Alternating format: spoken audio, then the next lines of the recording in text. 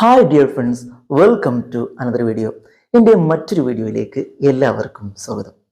ഇന്നത്തെ വീഡിയോയിൽ നമ്മൾ ഡിസ്കസ് ചെയ്യാൻ പോകുന്നത്, നമ്മൾ സാധാരണ ഇങ്ങനെ പറയാറുണ്ടല്ലേ, ആണോ അല്ലയോ, ആണോ അല്ലയോ. അതായത് ഇപ്പോൾ ഒരാളോട് ചോദിക്കുകയാണ്, ഫോൺ വിളിച്ചിട്ട് ചോദിക്കുകയാണ്, നീ പഠിക്കുകയാണോ, നീ വർക്ക് ചെയ്യുകയാണോ, നീ തിരക്കിലാണോ, നമ്മൾ പോവുകയാണോ എന്നൊക്കെ നമ്മൾ ചോദിക്കാറുണ്ടല്ലേ. അല്ല, നമ്മൾ ഇന്ന് പോവുകയാണോ, നീ തിരക്കിലാണോ, നീ ജോലി ചെയ്യുകയാണോ, നീ പഠിക്കുകയാണോ, നീ വായിക്കുകയാണോ എന്നൊക്കെ ചോദിക്കാറുണ്ട്. അതുപോലെ തന്നെ ഒരു വീട്ടിലേക്ക് വിളിച്ചിട്ട് നമ്മുടെ ഫ്രണ്ടിനെ കുറിച്ച് ചോദിക്കുകയാണ്, അവൾ ഉറങ്ങുകയാണോ അല്ലേ എന്നൊക്കെ നമ്മൾ ചോദിക്കാറുണ്ട്.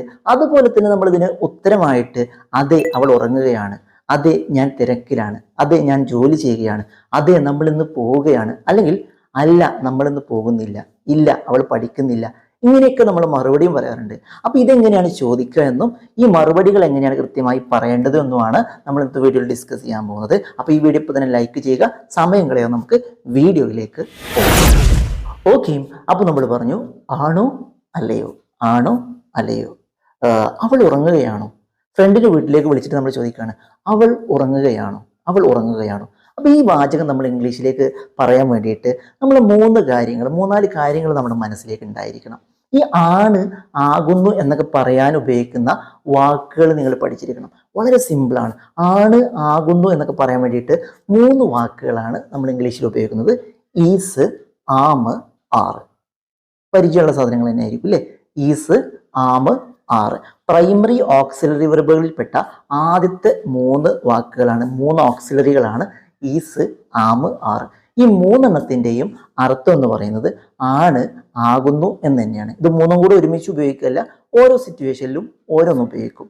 അപ്പോൾ ഞാനാണ് എന്ന് പറയാൻ വേണ്ടിയിട്ട് ഐ ആം, എല്ലാവർക്കും അറിയാം ഐ ആം എന്നാണ് പറയുന്നത്. ഞാനാകുന്നു, ഞാനാണ്, ഐ ആം എ ടീച്ചർ. ഇനി അതങ്ങോട്ട് മാറ്റി വെക്കാം. ഇനി ഈസും ആറുമാണുള്ളത്. അപ്പോൾ ഈസ് നമ്മൾ ഉപയോഗിക്കുന്നത് അവൾ, അവൻ, ഇത് എന്നൊക്കെ പറയുമ്പോഴാണ്. ഇതാകുന്നു, അവളാകുന്നു, അവനാകുന്നു എന്നൊക്കെ പറയാൻ വേണ്ടിയിട്ട് she is, he is, it is എന്നാണ് പറയുന്നത്. ഇനി അവരാകുന്നു, നമ്മളാകുന്നു, നിങ്ങളാകുന്നു ഒക്കെ പറയാൻ വേണ്ടിയിട്ട് you are, they are, we are എന്നാണ് ഉപയോഗിക്കുന്നത്. ഇത് മനസ്സിലുണ്ടാവണം കേട്ടോ നമ്മൾ പറയുമ്പോൾ. ഇനി നമ്മൾ ആ ചോദ്യം ചോദിക്കാൻ പോവാണ്, അവൾ ഉറങ്ങുകയാണോ, അവൾ ഉറങ്ങുകയാണോ. അപ്പോൾ നമ്മൾ എങ്ങനെ ചോദിക്കുക, ഒരു സിമ്പിൾ ട്രിക്ക് ഉണ്ട്. ഇതിൽ നമ്മൾ പറഞ്ഞിട്ടുള്ള ആ ഓക്സിലറി വെർബ് ഉണ്ടല്ലോ, ആ വാക്കുണ്ടല്ലോ, അതെടുത്തിട്ട് ആദ്യം ഉപയോഗിക്കണം. അപ്പോൾ ഇവിടെ നമ്മൾ ഉപയോഗിക്കേണ്ടത് അവളായതുകൊണ്ട് തന്നെ ആകുന്നു എന്ന് പറയാൻ വേണ്ടിയിട്ട് ഈസ് ആണ് ഉപയോഗിക്കേണ്ടത്. അപ്പോൾ ആദ്യം ഈസ് പറയുക, ഈസ്. അതിനുശേഷം അവൾ എന്ന് പറയുക, ഷീ. അപ്പോൾ അർത്ഥം എങ്ങനെയാണ് വരുന്നത്, അവളാണോ, അവളാണോ. അപ്പോൾ നമ്മുടെ മനസ്സിലേക്ക് ഒരു ചോദ്യം വരും, എന്താണോ. അപ്പോൾ നമ്മൾ പറയാ ഉറങ്ങുകയാണോ. Is she sleeping, is she sleeping അല്ലേ ചോദ്യം. ഈസ് ഷീ സ്ലീപ്പിംഗ്, അവൾ ഉറങ്ങുകയാണോ. ഈസ് ഷീ വർക്കിംഗ്, അവൾ ജോലി ചെയ്യുകയാണോ.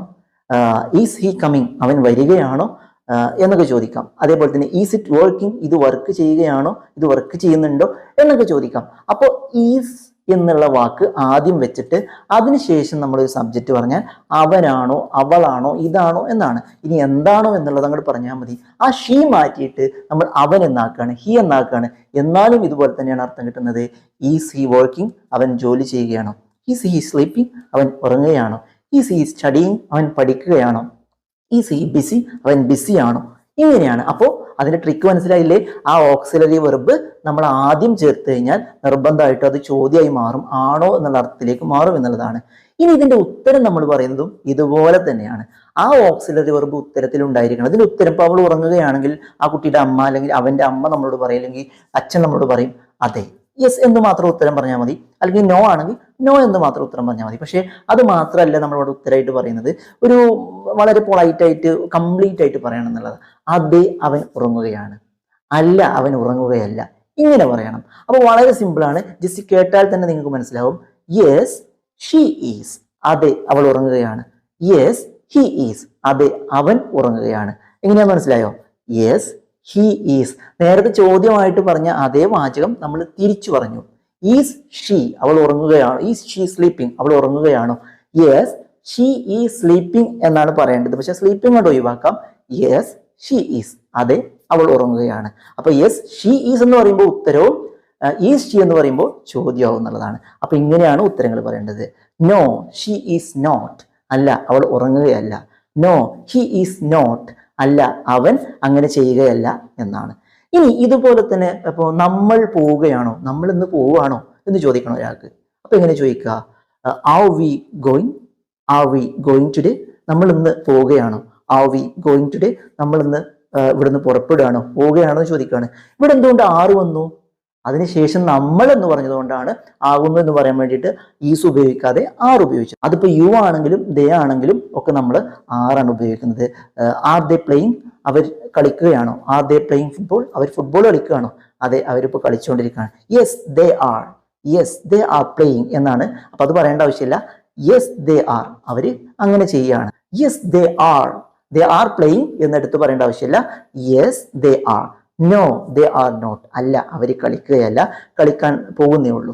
ഓക്കെ, അപ്പൊ ഈ രീതിയിലാണ് അത് പറയുന്നത്. നീ പഠിക്കുകയായിരുന്നോ, അല്ലെങ്കിൽ അവൾ പഠിക്കുകയായിരുന്നോ, അവൾ പഠിക്കുകയാണോ എന്ന് പറഞ്ഞത് അവൾ പഠിക്കുകയായിരുന്നോ ഇന്നലെ, ആ രീതിയിൽ ചോദിക്കണം. അപ്പൊ ആ ഈസിന് പകരം നമ്മൾ വാസ് അല്ലെങ്കിൽ വേർ എന്നുള്ള ഓക്സിലറി വെർബുകൾ ചേർക്കുന്നുള്ളതാണ്.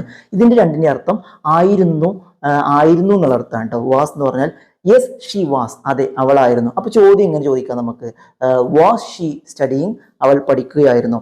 വാസ് ഷീ സ്ലീപ്പിംഗ്, അവൾ ഉറങ്ങുകയായിരുന്നോ? വാസ് ഹി പ്ലേയിങ്, അവൻ കളിക്കുകയായിരുന്നോ?